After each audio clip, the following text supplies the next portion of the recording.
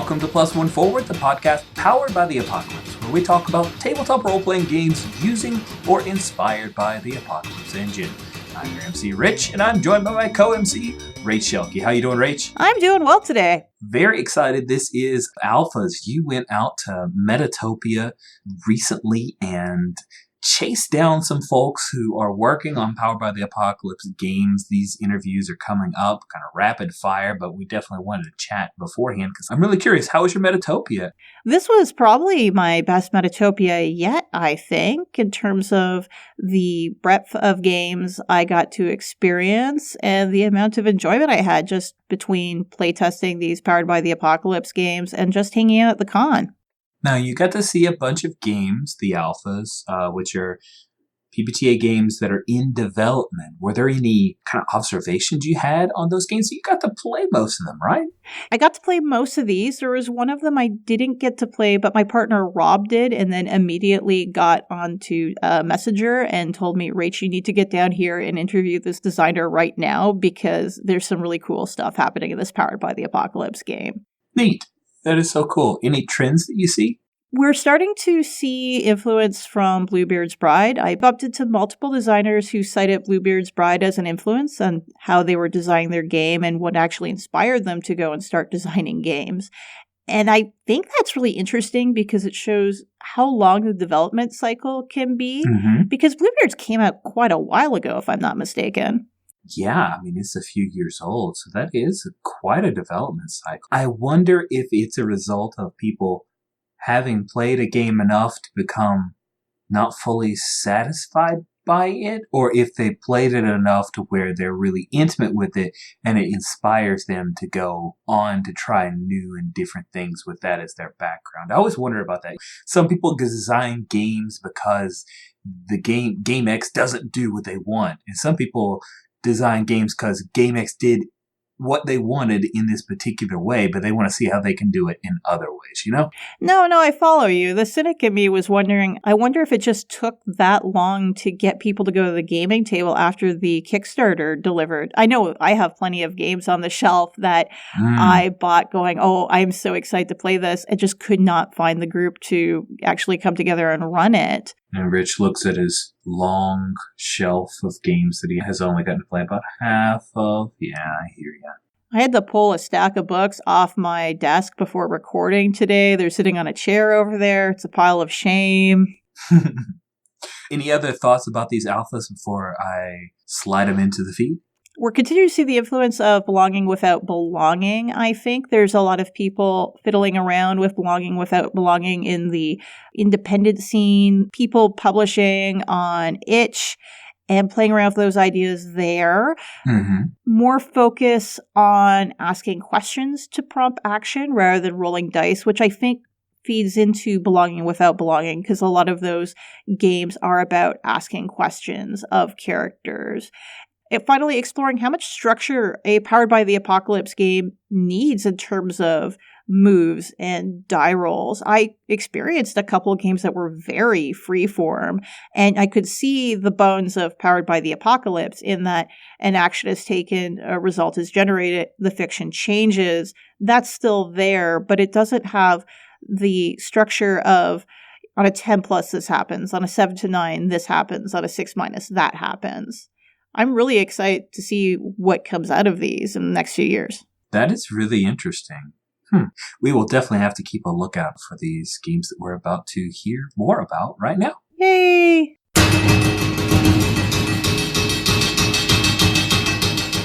I'm speaking now with Noel Warford about his game, Angelic Bureaucracy. Noel, can you introduce yourself to the audience? Yeah, hi, I'm Noel, use he, him pronouns, and I am a graduate student and church musician, in addition to being a game designer. Could you tell us a little bit about an Angelic Bureaucracy? Angelic Bureaucracy is a game where you play death, time, and war, except you are the people who replaced them when they disappeared, in a manner very similar to Terry Pratchett's death novels or lots of the works of Neil Gaiman, American Gods, Good Omens, that sort of thing. And it's super cool. I ended up playing Death, and he was kind of this loser, and he had recently broken up with Love, and it was quite scandalous. Extremely scandalous. What Powered by the Apocalypse games have influenced the design of your game? The most obvious direct influences are Masks and Urban Shadows, two favorite games of mine in general, and Powered by the Apocalypse games in particular. Masks for the condition mechanic, because these are like that beings who don't really interact with being hurt in a way. It doesn't make sense, but they do get emotionally affected by their job. And Urban Shadows, particularly for I have a mechanic called your mantle, which is very similar to corruption. As you give in more to the power that you have, the more like that concept you become.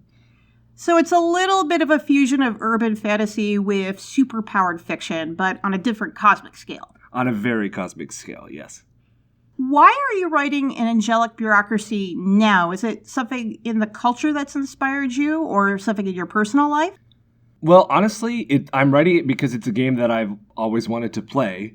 There are lots of games that play with a sort of cosmic level. I'm thinking of Nobilis and several others that I've never been totally able to wrap my head around for various reasons, especially as a GM. But this is a fiction that really called to me after I reread Thief of Time by Terry Pratchett, where you have a couple of characters that are exactly this. I was like, man, I really want to play a game where I'm Susan Stillhallett from the Death Books, and that game, as far as I know, didn't exist. No, it's when I sat down to play it, I looked at it and I knew exactly who in my friend's circle this game would totally be for, and I can definitely see the appeal to it in the Powered by the Apocalypse market. It's not thematically like anything else that's out there. Yeah, that was the goal. I've played a lot of PBTA games in my life.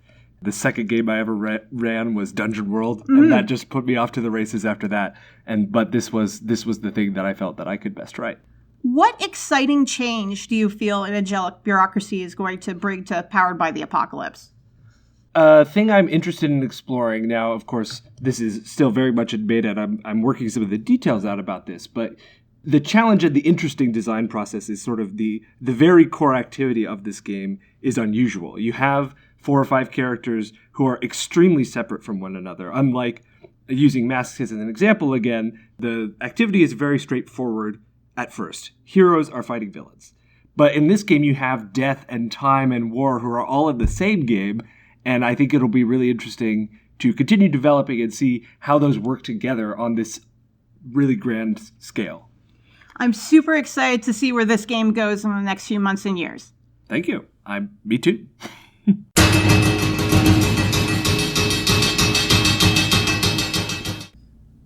I'm speaking now with Joey Martin, author of Follow Me Down, which I played at Metatopia today. Thank you for joining me today, Joey. Thanks for having me on. Why don't you tell us a little bit about yourself, Joey? I have been designing games for almost 20 years now, but mostly LARPs, and I decided to recently just make the jump over to tabletop RPGs. Follow Me Down is actually my second one, but it's the first hack I've ever made. I usually design original systems. Amazing. And tell us a little bit about Follow Me Down. So Follow Me Down is a 2-player GM-less Powered by the Apocalypse game. It's based on the myth of Orpheus and Eurydice going through the underworld. And it's a 2-player game, not a game with a GM and a bunch of players, right? It's 2-player in that each of the players switch off as to who's the GM. It's divided into 2 books.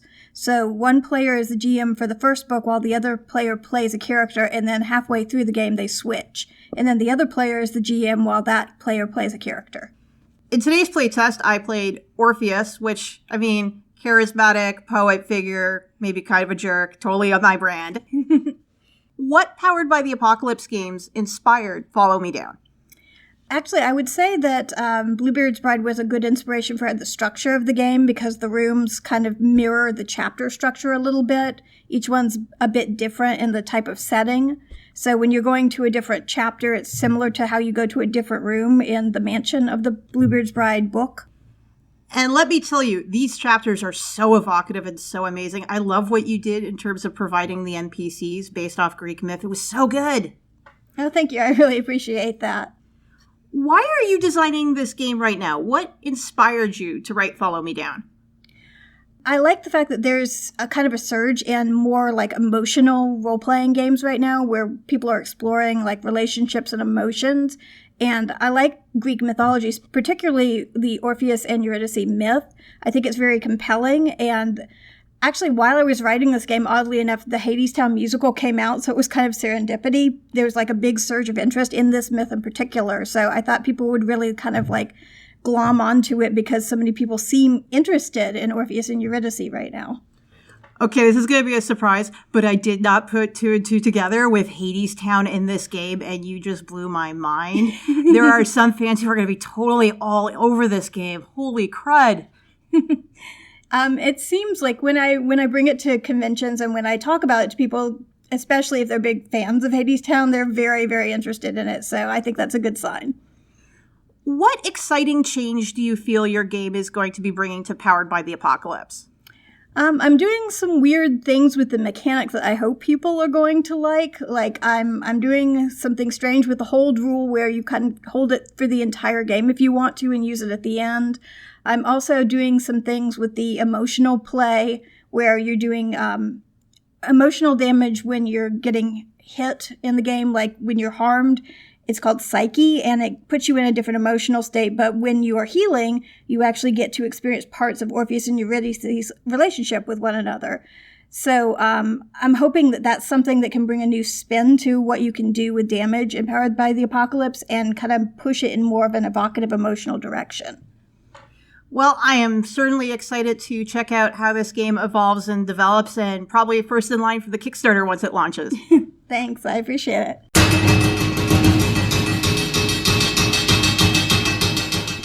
I'm joined now by India Weston to talk about her game, Heartwood. India, why don't you tell our listeners a little bit about yourself? Hi, I am a transmedia game designer and environmental activist.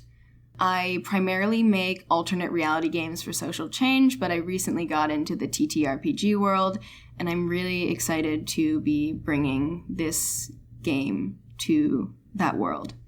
Amazing. Tell us a little bit about Heartwood. So Heartwood is a game in which the players take on the role of artificial intelligences that have been uploaded into the last sort of viable forest on Earth in an attempt to reset the ecosystem and stop an ongoing ecological apocalypse.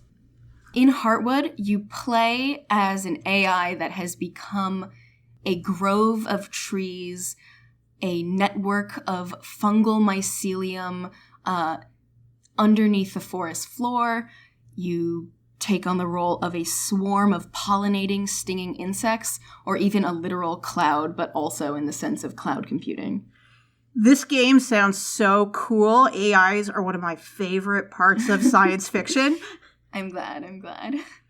What Powered by the Apocalypse games inspired Heartwood? So the first PBTA game I ever played was Bluebeard's Bride, and I think it has stuck with me ever since. I love the idea of being multiplicities. Mm-hmm. And so I've kind of inverted parts of Bluebeard so that instead of all of the players taking on one human psyche, you are playing as multiplicities of different parts of an ecosystem. So instead of being just a tree, you are the trees. Instead of just one mushroom, you are fungal networks. You are an information highway, and you are growing and expanding this ecosystem. I was also influenced by Monster of the Week. I love the way that the sort of history works, where everyone is kind of sending out those like strands to each other and saying like, this was my background with you, this is how I feel about you, and collectively worlding something greater. Why write Heartwood now? What inspired you to write this game in 2019?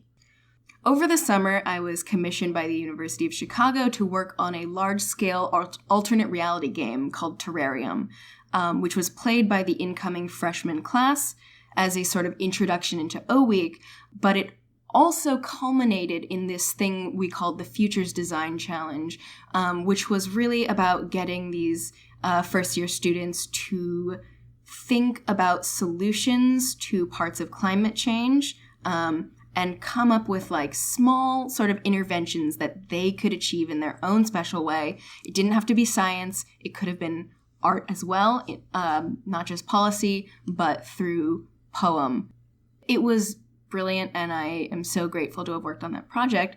But Heartwood emerged through that summer as a sort of climate quest for the University of Chicago, which was tangential to that ARG. And so I would run sessions of Heartwood with players of the ARG to help them think about different types of futures and different types of dystopias. And I think more than ever right now, we are faced with an incredible ecological crisis on our hands.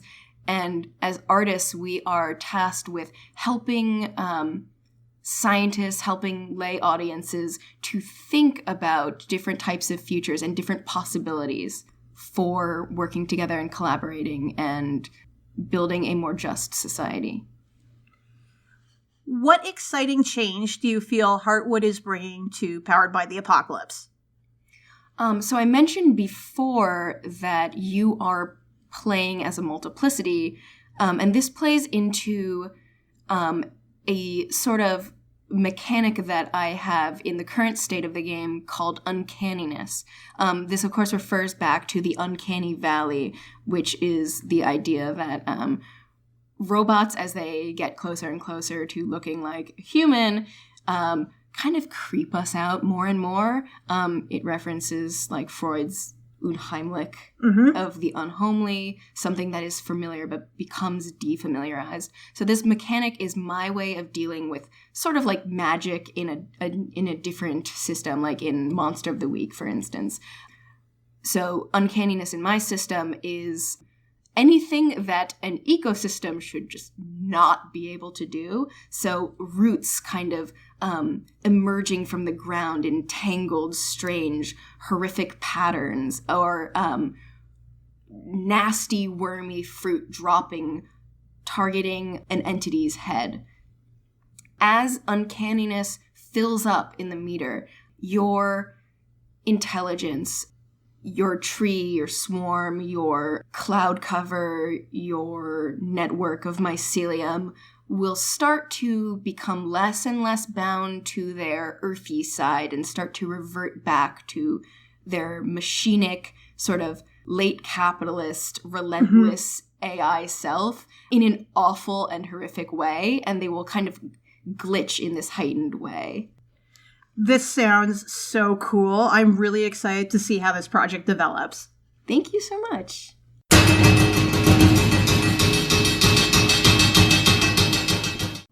I'm joined now by Alexi Sargent, who is going to talk about his game, Checkpoint Midnight. Alexi, why don't you tell the audience a little bit about yourself? Yeah, absolutely. Thanks for having me here, Rach. So I'm Alexi Sargent. I live in Princeton and work in campus ministry. And I'm also a game designer and game player. Follow my gaming endeavors at Cloven Pine Games on Twitter, on itch.io. I've been working on a number of small games. I'm a finalist in the 200-word RPG challenge, and I'm working on some PBTA designs, and the one I've brought here to Metatopia is Checkpoint Midnight. So tell our audience a little bit about Checkpoint Midnight. What's it about? Happy to. Checkpoint Midnight is about supernatural operatives in Cold War Vienna. Players take the role of golems, firebirds, blood witches, other weaponized fables that have gathered in this divided city, running missions for the West, the Soviets, for both, as their loyalties are tested and defined in a changing world. So to give some context of things you can play, in Alexi's game this afternoon, I played a fool who was blessed with luck and didn't quite clue into why all these good things were happening to him, but he was sure happy to help out with the supernatural community. Yeah, that's the kind of the dodger, the more bon vivant thief or con artist playbook who has some sort of a supernatural knack that maybe they understand, maybe not so much. What Powered by the Apocalypse games inspired Checkpoint Midnight?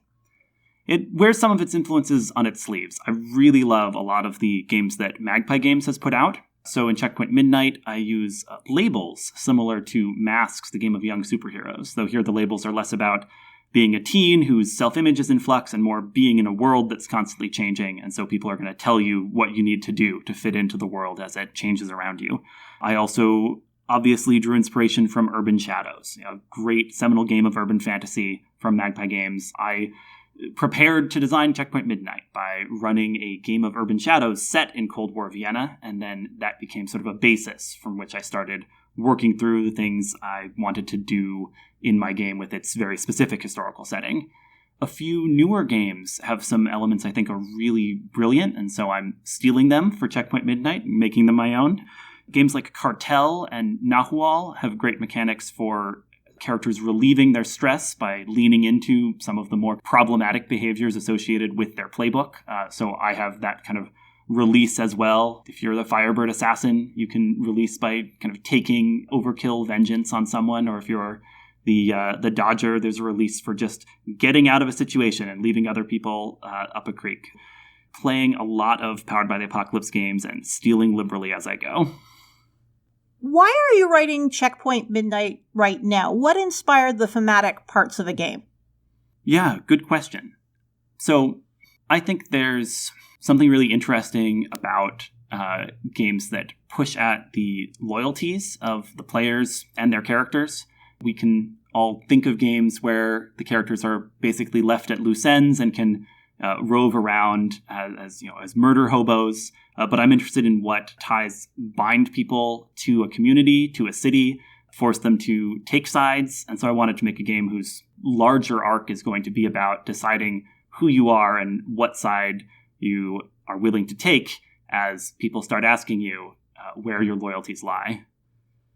And what exciting changes do you feel that Checkpoint Midnight is going to be bringing to Powered by the Apocalypse? I can't claim this is totally original. Rapscallion, also by Magpie Games, is doing a really cool thing where each playbook has an initial choice that picks a major direction for it. So the playbook has a theme, but you're picking something that really makes your version of that theme stand out.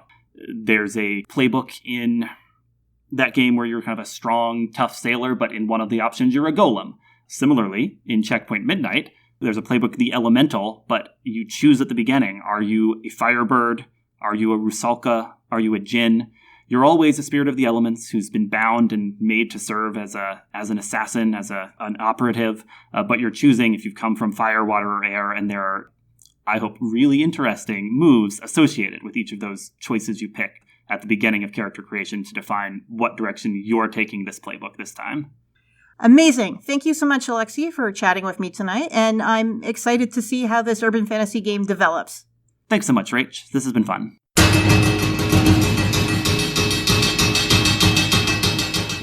I'm joined now with Amir Amuraz to talk about their game Between the Margins. Thanks for joining me. Hi, thanks for having me on. So tell us a little bit about yourself as a designer. So, myself as a designer isn't actually much. I've been doing this for about a year now. I started last year at Metatopia, and I brought a version of this game, which I've changed a lot since then. I've worked on a couple smaller projects and 2 other pretty big PBTA projects that I'm pretty excited about. So tell us a little bit about Between the Margins. Yeah, so Between the Margins is a mystery collaborative PBTA game set with an urban fantasy setting, and you disclaim the usual mystery approach of the GM or facilitator creating a mystery that the others uncover, and instead, the players construct it collaboratively through play and tell a story of what happens using the framing of the playbooks and the basic moves. What Powered by the Apocalypse games inspired your design? I was inspired by initially a lot more from things like Masks, which is the one I was most familiar with, but since then I've looked into a bunch of other games such as We Used to Be Friends, and a whole host of ones I've played myself. What inspired you to write Between the Margins now? So I think there's a certain lack in the mystery space of a game that does this kind of thing. There's a couple games that use a similar framework of collaborative mystery construction, but not one that so heavily works in a variety of settings. But the other core of the game is it's an exploration of perspective and identity. It talks about how your specific experiences shape how you view the world and how you interact with things. And it uses that to construct a mystery. And I think that's an important thing to explore and understand. Can you expand a little bit about your personal identity and how that works into the mystery in the context of your game? Yeah, so each playbook is based around a specific identity. So, for example, one of which is the created. It is a being that was created as part of a supernatural part of the urban fantasy world for a specific purpose, and you are now no longer beholden to that purpose. So you have that struggle of, I was made for a specific thing, but I am a separate being, and you are trying to do and live your own life while also knowing the fact that you were made for a certain thing, and that warps how you see the world and how you interact with it. When I playtested Amir's game, I was playing the warrior, which is a character that frames their interactions with the world through violence, for example. Right. And it poses questions about what are the limitations and strengths you gain from your identity, and how do you learn and overcome that? What do you feel is the most exciting change that your game is going to bring to Powered by the Apocalypse? So I think one of the interesting things that I'm trying to get working with my game is the idea that every single basic move is framed through mechanics specifically on your playbooks. And I think that's something that pushes a different design space where basic moves are designed to be fully generic and uninfluenced by the playbooks in most situations. And it poses the question of how necessary is that and how much control or asymmetry can we put in the PBTA game. So the role you take dictates the way that the interaction shifts when you're spotlighted? Precisely. When you are asking a question from your playbook, you are fundamentally interacting with the basic moves in a different way because those answers are warped by your perspective and are resolved slightly differently. And it then creates most of the framework and heavy lifting of the basic moves being a part of the playbooks instead of the basic move sheet. Incredible. As our listeners know, I have got a soft spot for urban fantasy, so I'm really excited and enthusiastic to see where this game goes in development. Thank you for joining me today. Thank you for having me.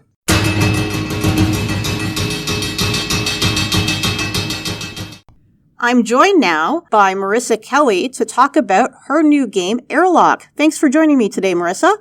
Thanks for having me. So, Marissa, tell the audience a little bit about yourself. I am one of the co-founders of Magpie Games and been doing this since around 2011 and just been trying to make this whole making games thing work. And describe Airlock to our audience.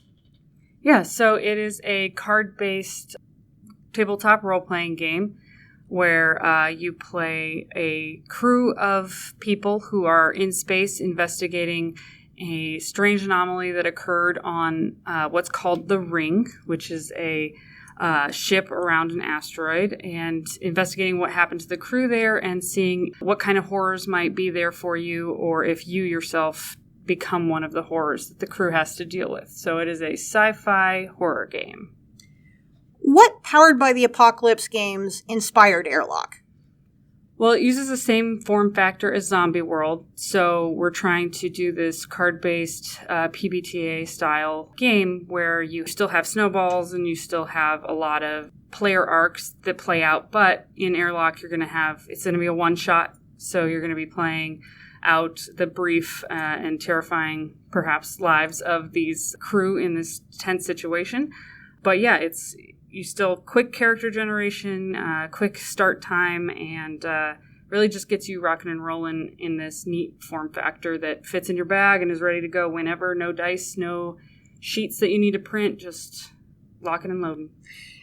And if you forgive me spotlighting and shining a light on your work so far, in terms of a one-shot, it is so evocative. I didn't realize I really wanted to play space horror desperately, but everything I was handed, I was like, this is singing to some part of my soul that I didn't know existed. Thank you. Why are you writing Airlock now? What inspired you to create this game?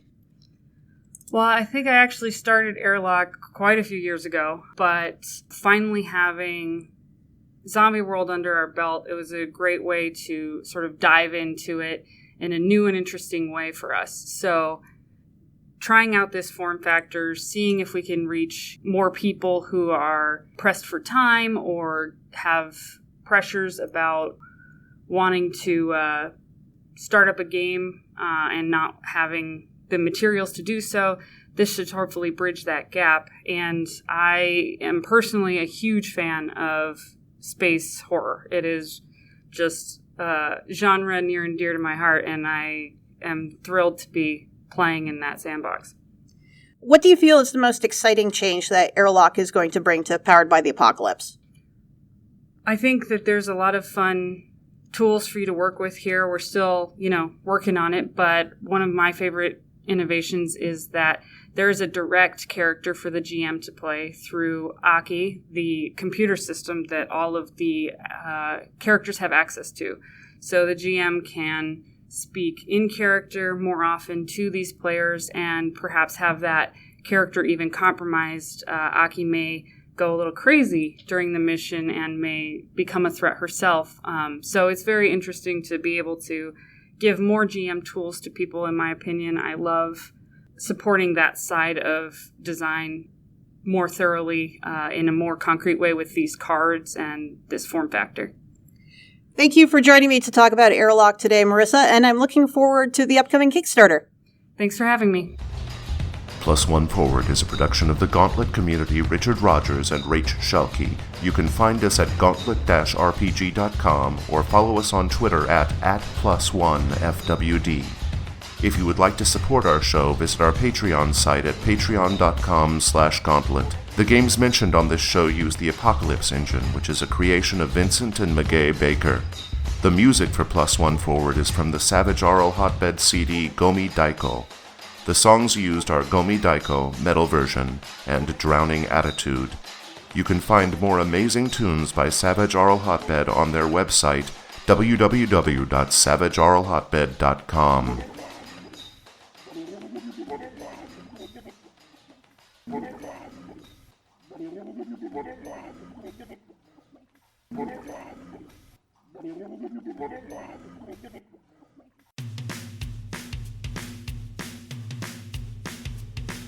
Hey listeners, we have a couple of exciting things to tell you about.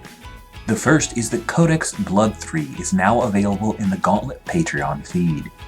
Blood 3 is 62 pages long and features some amazing stuff.